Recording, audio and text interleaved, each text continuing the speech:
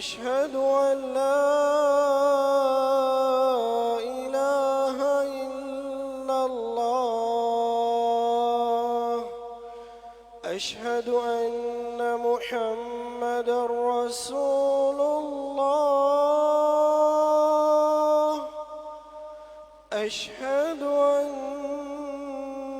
محمد رسول الله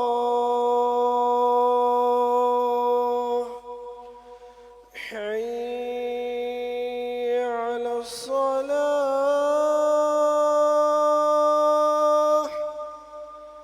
حي على الصلاة حي على الفلاح حي على الفلاح الله أكبر الله أكبر لا إله إلا الله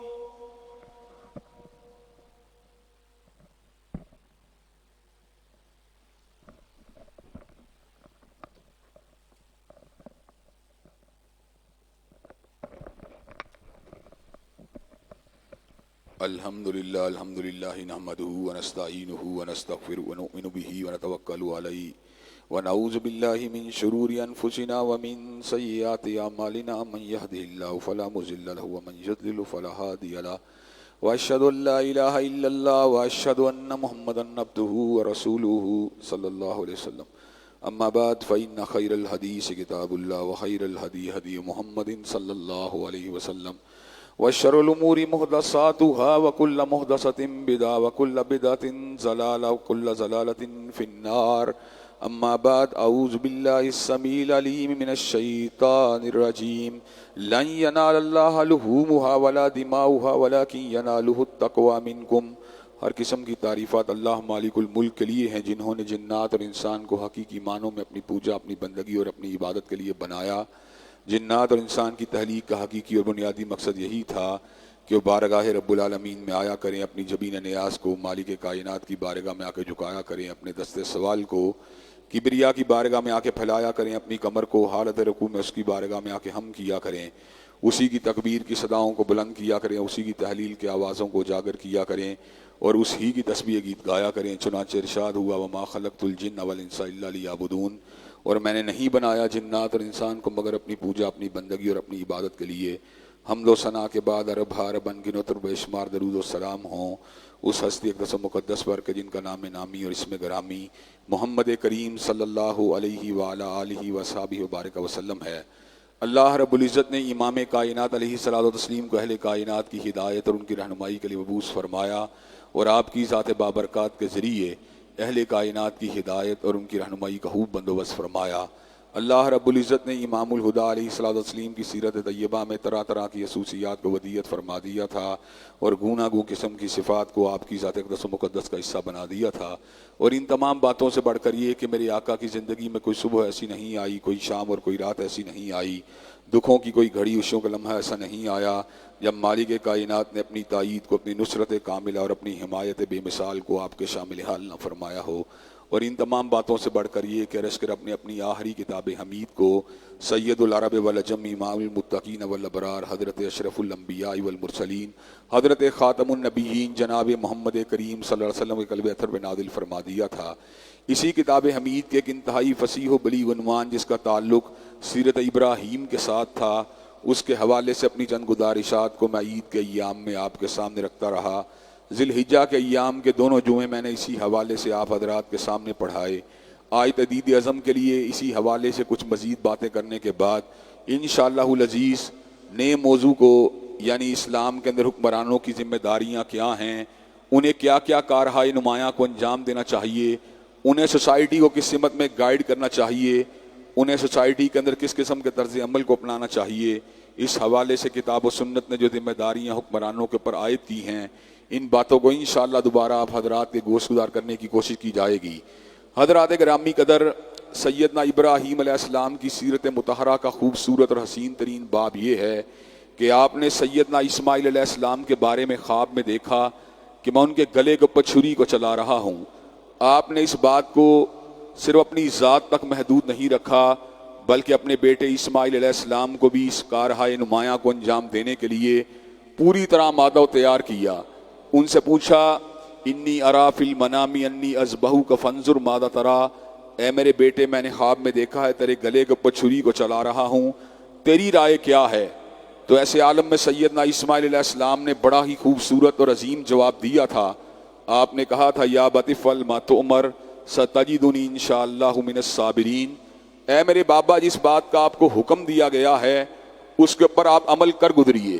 ستجدنی انشاءاللہ من الصابرین، آپ انشاءاللہ مجھے صبر کرنے والا پائیں گے۔ حضرات گرامی قدر جب بیٹا بھی آمادہ و تیار ہو گیا، سیدنا ابراہیم علیہ السلام نے اس کے گلے کے اوپر چھری کو رکھا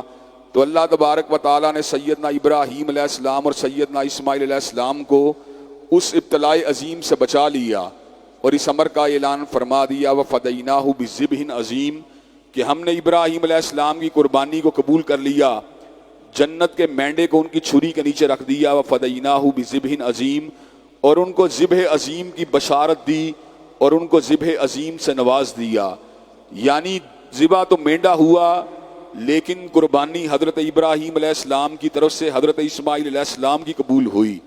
اس لیے کہ حضرت ابراہیم علیہ السلام تو پوری نیت کے ساتھ حضرت اسماعیل علیہ السلام کو پچھاڑ چکے تھے، آپ کی نیت کے اندر کسی قسم کی کوئی لڑکھڑاہٹ نہیں تھی۔ آپ نے اس حوالے سے شیطانی وساوس کو اور شیطان کے مشاورت کو پوری طرح مسترد کر دیا تھا۔ آپ نے اس بات کو ثابت کر دیا تھا کہ ابراہیم علیہ السلام کے دل کے تاروں کے اندر غیر اللہ کی محبت نہیں ہے۔ غیر اللہ چاہے اپنا محبوب بیٹا یا اپنی بیوی بھی کیوں نہ ہو، ابراہیم علیہ السلام کا دل اگر دھڑکتا ہے تو اللہ تبارک و تعالیٰ کی محبت کے اندر دھڑکتا ہے۔ حضرات گرامی قدر اللہ تبارک و تعالیٰ نے اس کے بعد حضرت ابراہیم علیہ السلام کی اس سنت مطہرہ کو آنے والی امتوں کے اندر جاری و ساری فرما دیا اور اس امر کا اعلان فرما دیا وَلِكُلِّ أُمَّةٍ جَعَلْنَا مَنسَكًا لِيَذْكُرُوا اسْمَ اللَّهِ عَلَىٰ مَا رَزَقَهُم مِّن بَهِيمَةِ الْأَنْعَامِ، ہم نے ہر امت کے اوپر قربانی کو لازم کر دیا اور مقصد یہ تھا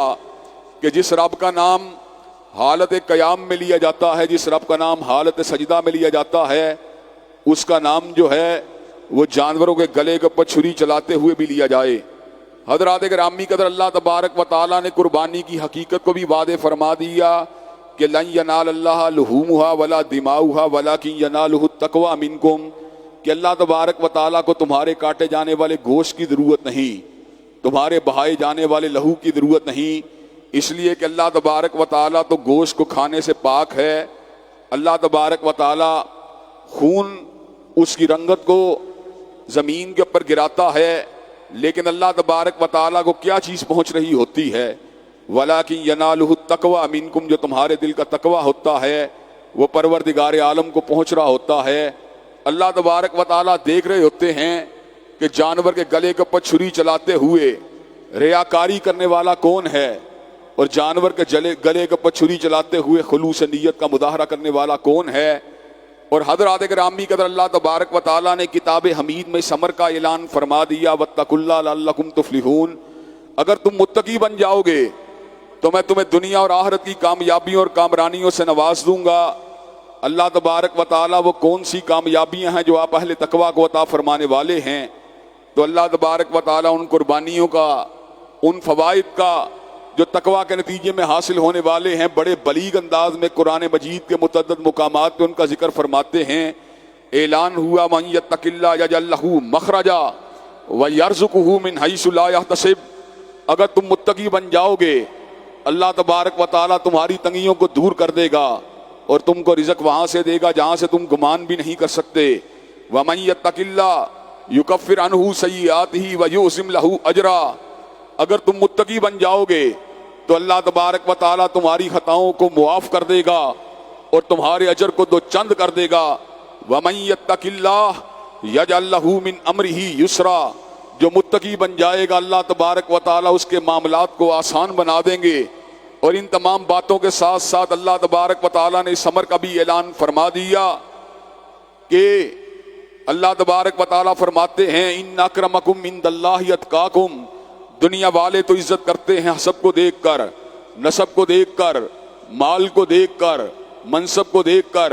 لیکن اللہ تبارک و تعالیٰ مال کو نہیں دیکھتے، حسب کو نہیں دیکھتے، نسب کو نہیں دیکھتے،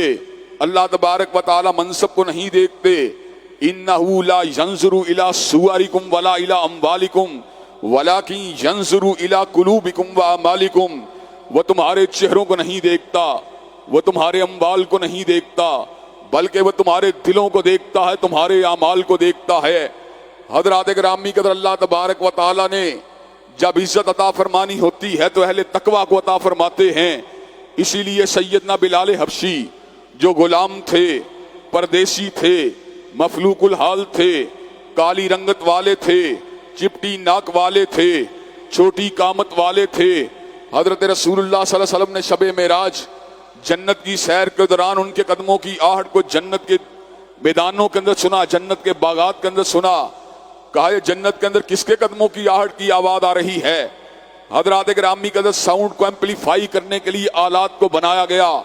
لاؤڈ سپیکر کو بنایا گیا، جس کی وجہ سے انسان کی آواز جو ہوتی ہے وہ دوسرے مقامات کے اوپر پہنچ جاتی ہے، انسان کی آواز جو ہوتی ہے وہ دیگر مقامات کے اوپر، گرد و نواح کے مقامات کے اوپر پہنچ جاتی ہے۔ اور بعض ایمپلیفائی کرنے والے آلات ایسے بھی تیار ہوئے کہ حضرات گرامی قدر ٹیلی ویژن کے ذریعے، کیبل نیٹ ورکنگ کے ذریعے ایک جگہ پہ ہونے والی گفتگو دنیا کے مختلف ممالک کے اوپر پہنچ جاتی ہے، لیکن حضرات گرامی قدر اس ساؤنڈ کی ایمپلیفائی ہونے کا عالم کیا ہے کہ بلال حبشی چلتا تو زمین کے اوپر ہے، لیکن قدموں کی آہٹ جو ہوتی ہے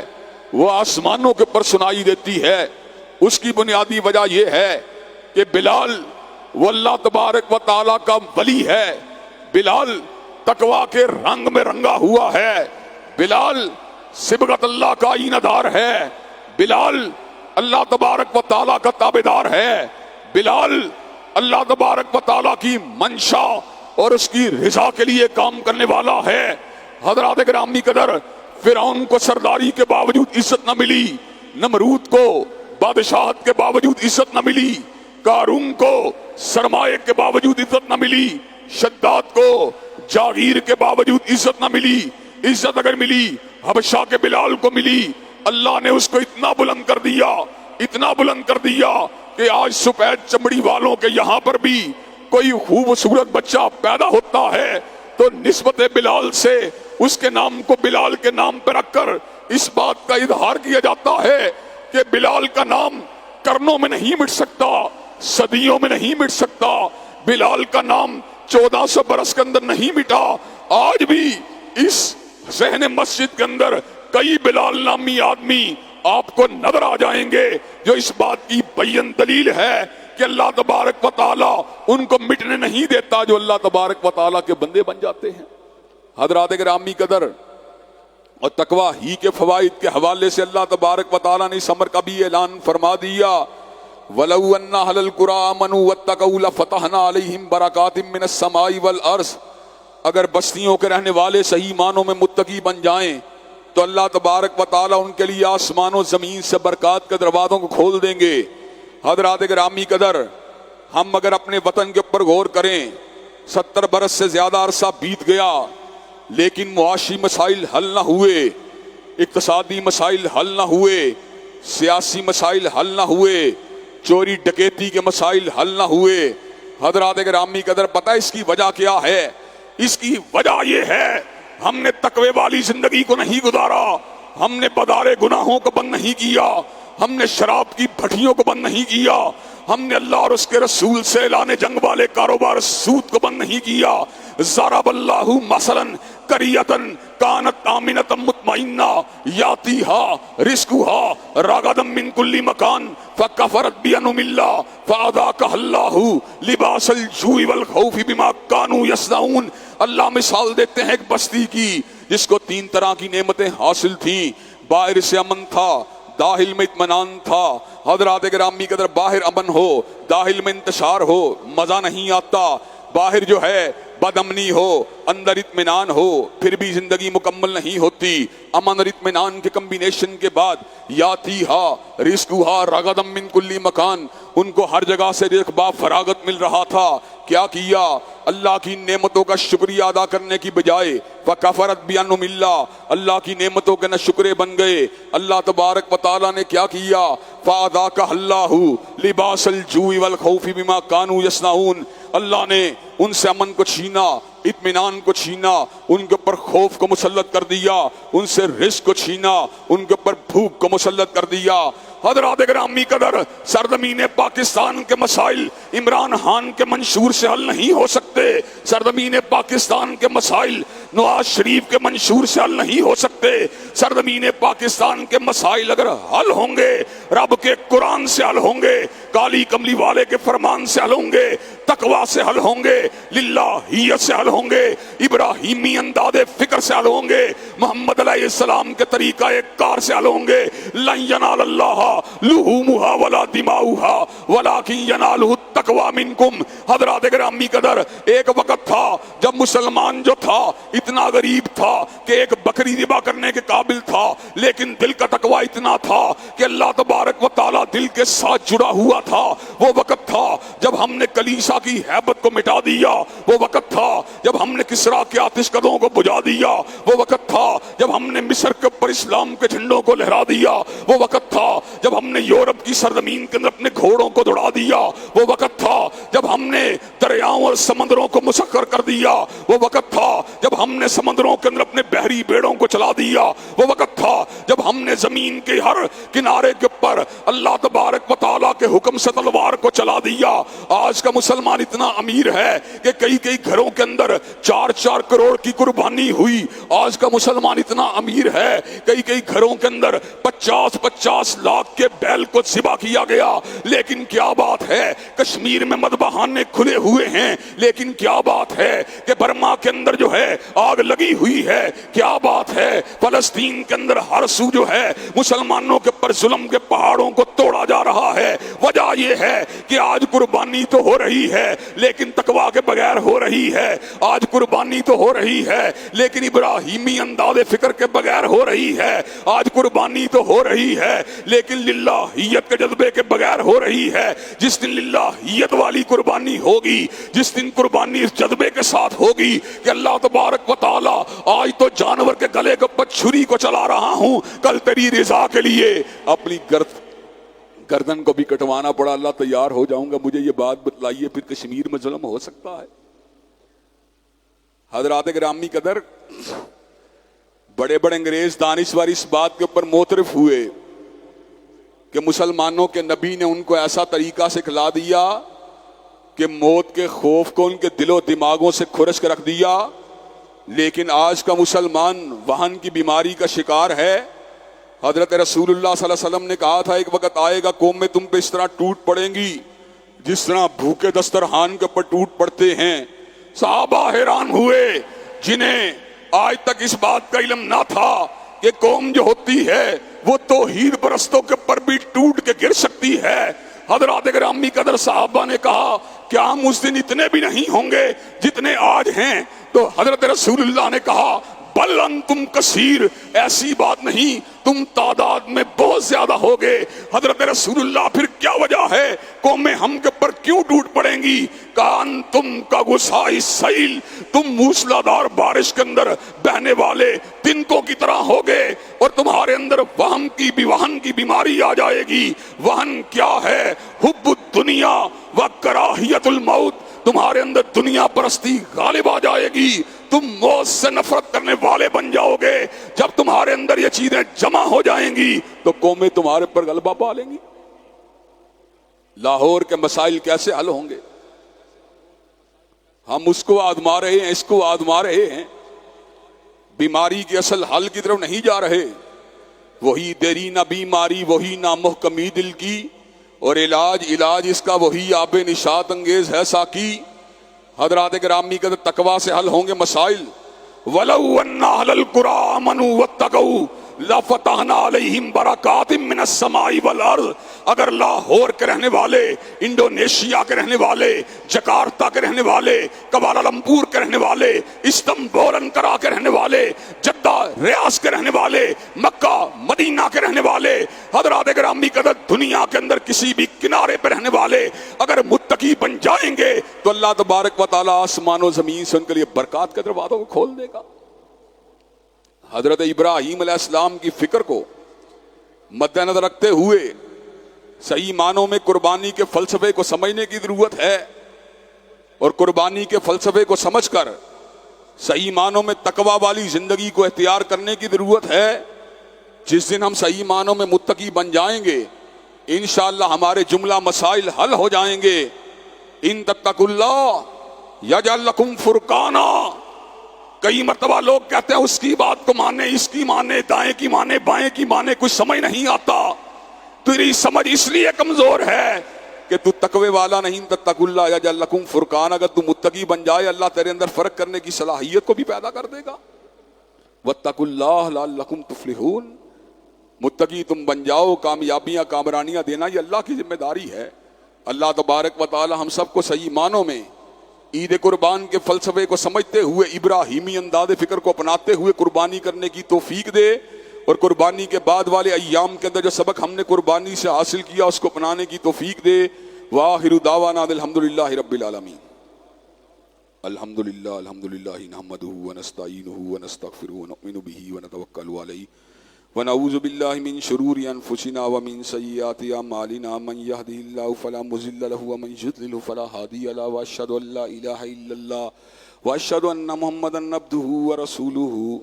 اما بعد فإن خیر الحدیث کتاب اللہ وخیر الہدی ہدی محمد صلی اللہ علیہ وسلم وشر الامور محدثاتها وکل محدثۃ بدعہ وکل بدعۃ ضلالہ وکل ضلالۃ فی النار. حضرات گرامی قدر، عید قربان چلی گئی لیکن جو درس ہمیں دے کے گئی وہ تقویٰ کا درس تھا، للہیت کا درس تھا، سرفروشی کا درس تھا، اور اس بات کا سبق تھا کہ انا صلاتی و نسکی و محیایا و ماتی للہ رب العالمین. بے شک میری نمازیں، بے شک میری قربانیاں، بے شک میرا جینا، بے شک میرا مرنا سبھی کچھ اللہ رب العالمین کے لیے ہے. لا شریک لہ وبذالک امرت وانا اول المسلمین. اور اس کی ذات میں، اس کی صفات میں، اس کے اقتدار میں کوئی اس کا شریک نہیں ہے، اور اسی بات کا ہم کو حکم دیا گیا، ہم اسی کے سامنے اپنی گردنوں کو جھکانے والے ہیں. حضرات گرامی قدر، تقویٰ جس کو حاصل ہو گیا اللہ تبارک و تعالیٰ اس کی تنگیوں کو دور کر دے گا، اور اس کو رزق وہاں سے دے گا جہاں سے وہ گمان بھی نہیں کر سکتا. اس کے معاملات کو آسان بنا دے گا، اس کے گناہوں کو معاف کر کے اس کے ادر کو دو چند کر دے گا، اس کو عزتوں کے ساتھ نواز دے گا. ایسی بستیوں کے لوگ جو تقویٰ کو اختیار کرنے والے ہیں ان کے لیے آسمان و زمین سے برکات کے دروازوں کو کھول دیا جائے گا. حضرات گرامی قدر، تقویٰ کے نتیجے میں اللہ تبارک و تعالیٰ جو ہیں وہ انسان کے اندر ڈسکریمنیشن کی صلاحیت کو بھی پیدا کر دیں گے. اچھی اور بری کے درمیان ڈسکریمنیٹ کرنا، حق و باطل کے درمیان ڈسکریمنیٹ کرنا، اندھیرے اجالے کے درمیان تمیز کرنا، یہ تمام کی تمام صلاحیتیں اس کے اندر پیدا ہو جائیں گی. حضرات گرامی قدر، اس کے ساتھ ساتھ میں آپ کی توجہ سانحہ جڑاں کی طرف بھی مبذول کروانا چاہتا ہوں. ہمارے ملک کے اندر ایک عرصے سے قتل و غارت گری کا سلسلہ جاری ہے. بعض لوگ دوسروں کے مذہبی سیاسی نظریات کو قبول کرنے کے پر آمادہ و تیار نہیں ہوتے. حق باطل اس کا فیصلہ تو قیامت کے روز ہو جائے گا، لیکن دنیا کے اندر رہتے ہوئے ہمیں جہاں پر اپنے تئیں حق بات کا ابلاغ کرنا چاہیے، وہیں پر باطل نظریات جن کو ہم باطل سمجھتے ہیں ان کو قبول بھی کرنا چاہیے، ان کو جذب بھی کرنا چاہیے. اگر کوئی بندہ کسی غلط ٹریک کے اوپر ہے تو میرا یہ حق نہیں بنتا کہ میں قانون کو اپنے ہاتھ میں لے کر اس کی جان کا دشمن ہو جاؤں. مجھے ڈائلاگ کے ذریعے، مذاکرات کے ذریعے، کمیونیکیشن کے ذریعے، ابلاغ کے ذریعے اپنے پیغام کو آگے بڑھاتے رہنا چاہیے. لیکن بعض لوگ جن کا تعلق کسی بھی مسلک کے ساتھ نہیں ہوتا لیکن وہ کچھ مسلکوں کی نمائندگی کا دعویٰ کرتے ہیں، حقیقت میں وہ کسی بھی مسلک کے نمائندہ نہیں ہوتے. وہ دوسرے مسالک، دوسرے مکاتب فکر کے لوگوں کی جان کے دشمن بن کر ان کے خون کے پیاسے بن جاتے ہیں. ایسے شدت پسند لوگ معاشرے کے امن و امان کو تباہ کرنے والے ہوتے ہیں، اور ایسے شدت پسند لوگوں کو قرار واقعی صدا ملنا معاشرے میں امن و امان کو برقرار رکھنے کے لیے انتہائی ضروری ہے۔ الحمدللہ ہم امن پسند ہیں، کتاب و سنت کے اوپر یقین رکھنے والے ہیں، آئین اور قانون کو ماننے والے ہیں۔ سان ہے جڑا والا کے حوالے سے اللہ تبارک و تعالیٰ کے فضل و کرم سے آواز کو اٹھایا، اللہ نے آواز میں تاثیر کو پیدا کیا۔ فیصل آباد کی ضلعی انتظامیہ نے مجھ سے رابطہ کیا، میں نے انہیں کہا اس مقام کے اوپر پہنچے جہاں پر قتل ہوئے ہیں۔ انتظامیہ کے سینئر افسر S S P investigation S P جڑا والا اپنے تمام دوست احباب کے ساتھ وہاں پر پہنچے اور انہوں نے اس بات کی یقین دہانی کروائی کہ 48 گھنٹوں میں مجرموں کو گرفتار کر لیا جائے گا۔ اللہ تبارک و تعالیٰ کے فضل و کرم سے ہم سرخرو ہوئے، آج مجرم جو ہیں گرفتار ہو چکے ہیں، صلاحوں کے پیچھے جا چکے ہیں۔ لیکن پاکستان میں چیزوں کو ملتوی کرنا، مؤخر کرنا یہ عام بات ہے۔ چنانچہ مظلوموں کی حمایت کو اس وقت تک برقرار رکھنا جب تک قاتلوں اور ظالموں کو سزا نہیں مل جاتی، یہ ہم سب کی ذمہ داری ہے۔ حضرات گرامی قدر، میں آپ کے توسط سے حکام بالا کو یہ پیغام پہنچا دینا چاہتا ہوں کہ قریب ہے یارو روز محشر، چھپے گا کشتوں کا خون کیوں کر، جو چپ رہے گی زبان خنجر لہو پکارے گا آستی کا۔ میں آپ کے توسط سے حکام بالا کو یہ پیغام پہنچا دینا چاہتا ہوں کہ شہدائے جڑا والا کے کیس کے اندر کسی قسم کے تساہل کو اور کسی قسم کی غفلت کو گوارا نہیں کیا جائے گا۔ انشاءاللہ پورا معاشرہ جو ہے ان مظلوموں کی حمایت میں اٹھ کھڑا ہوگا۔ الحمدللہ دیوبندی اور بریلوی مسالک کی تنظیم اور علماء نے بھی ہم سے رابطہ کیا اور ہمیں اس بات کی یقین دہانی کروائی کہ قاتل اپنے آپ کو کسی بھی مسلک کا کہے، وہ اس مسلک کا نہیں بلکہ وہ قاتل ہے۔ اور یہاں پر میں تجدید عزم کے حوالے سے اور فکری رہنمائی کے حوالے سے بات کہہ دینا چاہتا ہوں کہ قاتل کا تعلق میرے مسلک کے ساتھ ہو، میری جمعیت کے ساتھ ہو، میری موومنٹ کے ساتھ ہو، اس کو تحتہ دار تک پہنچانا یہ میری ذمہ داری ہے۔ اور مقتول کا تعلق میرے مخالف دھڑے کے ساتھ ہو، میرے سیاسی مخالف کے ساتھ ہو یا میرے دینی مخالف کے ساتھ ہو، مقتول کی پیروی کرنا یہ میرے اوپر لازم ہے۔ انہو من قتل نفسا بغیر نفس او فساد فی الارض فکانما قتل الناس جمیعا، جس نے ایک انسان کو بغیر جرم کے مارا ہے اس نے ایک انسان کو نہیں مارا بلکہ پوری انسانیت کو مارا ہے۔ ومن یقتل مؤمنا متعمدا فجزاؤہ جہنم خالدا فیہا وغضب اللہ علیہ ولعنہ وأعد لہ عذابا عظیما، اور جس نے کسی مومن کو مارا ہے اس کا ٹھکانہ جہنم ہے، وہ لمبا عرصہ اس میں قیام کرے گا، اللہ کا اس کے اوپر غصہ ہوگا، اللہ کے اس کے اوپر ناراضگی ہوگی اور اللہ نے اس کے لیے عذاب عظیم کو تیار کر دیا ہے۔ حضرات گرامی قدر، قتل و غارت کی ان وارداتوں پہ قابو پانے کے لیے ہمیں پھر وہی بات کہنا پڑتی ہے کہ اس ملک کے مقدر کو کتاب و سنت کے نظام سے بستہ کرنے کی ضرورت ہے۔ یہ کام خان صاحب کے بس کا نہیں، نہ میاں صاحب کے بس کا ہے۔ یہ کام اگر کسی کے بس کا ہے تو کالی کملی والے کے غلاموں کے بس کا ہے، خلفائے راشدین کے نام لیواؤں کا ہے اور کتاب و سنت کی عملداری کرنے والوں کا ہے۔ اللہ تبارک و تعالی ہم سب کو قیام کتاب و سنت کے لیے پرامن جدوجہد کرنے کی بھرپور انداز سے توفیق دے۔ ان اللہ یامر بالعدل والاحسان وایتاء ذی القربى وینہی عن الفحشاء والمنکر والبغی سبحان ربک رب العزۃ عما یصفون والسلام علی المرسلین والحمد للہ رب العالمین۔